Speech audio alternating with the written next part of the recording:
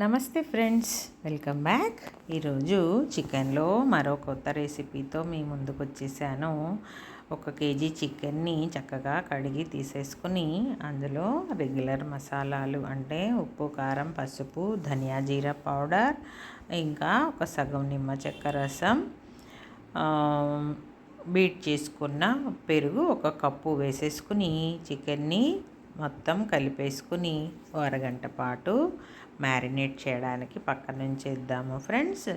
తరువాత ఒక ప్యాన్లో ధనియా, సోంఫ్, ఇంకా కాళిమిర్చి, గరం మసాలాలు వేసేసుకుని ఇవన్నీ చక్కగా డ్రై రోస్ట్ అయ్యే వరకు వీటిని కాసేపు ఫ్రై చేసుకుందాం. ఇవన్నీ ఫ్రై అయిన తరువాత చల్లారనిచ్చి పౌడర్ చేసి పక్కన ఉంచుకుందాము ఫ్రెండ్స్.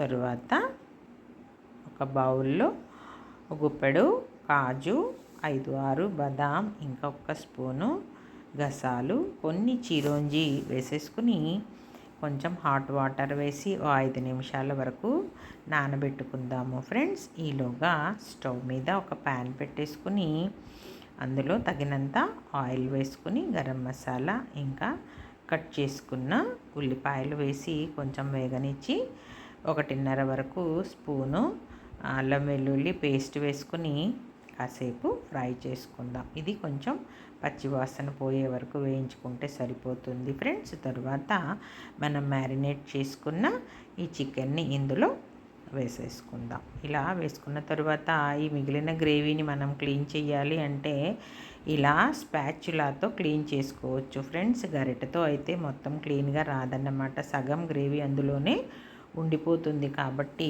స్పాచులాని ఇలా యూస్ చేసుకుని బౌల్ని నీట్గా తీసేసుకోవచ్చు అన్నమాట. ఇప్పుడు ఈ చికెన్ని మొత్తం ఒకసారి ఆయిల్తో పాటుగా కలిపేసుకుని 5-10 నిమిషాలు మూత పెట్టుకున్నామంటే అందులో వాటర్ అంతా ఊజ్ అవుట్ అయిపోతుంది కదా ఫ్రెండ్స్. చికెన్ కూడా చక్కగా ఉడుకుతుందన్నమాట. చికెన్లో నిమ్మరసం వేయడం వలన చక్కగా సాఫ్ట్గా ఉడుకుతుంది ఫ్రెండ్స్. ఇప్పుడు ఈ డ్రై రోస్ట్ చేసుకున్న మసాలాలను మెత్తగా పౌడర్ చేసుకుని ఈ చికెన్లో కలిపేసుకుందాం. ఈ వాటరు ఇదంతా కూడాను చక్కగా ఉడుకుతూ ఉంటుందన్నమాట ఫ్రెండ్స్.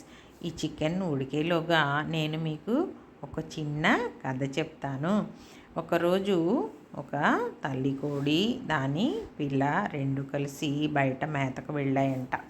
అలా వెళ్ళినప్పుడు ఆ పిల్ల కోడికి ఒక డౌట్ వచ్చింది.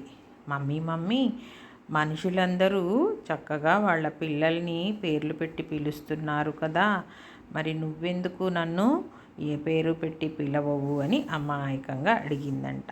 అప్పుడు ఆ తల్లి కోడి నవ్వి, మనుషులకు పుట్టగానే పేర్లు పెడతారమ్మా, మనకి మాత్రం చచ్చిపోయిన తర్వాతనే పెడతారు.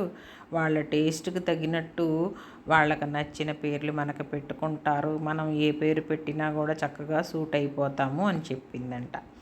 నిజమే కదా ఫ్రెండ్స్, తల్లి కోడి చెప్పిన మాటలు ఎంత కరెక్టో కదా. చికెన్ని మనం ఎన్ని రకాలుగా వండేసి ఎన్ని పేర్లు పెట్టినా కూడా ప్రతి పేరుకి కూడా చక్కగా సూట్ అయిపోతుంది చికెన్లో ఉన్న స్పెషాలిటీ అదేనన్నమాట. పిల్లలకి, పెద్దలకి అందరికీ నచ్చే ఒకే ఒక్క డిష్ చికెన్ కర్రీ అనేది నా ఉద్దేశం.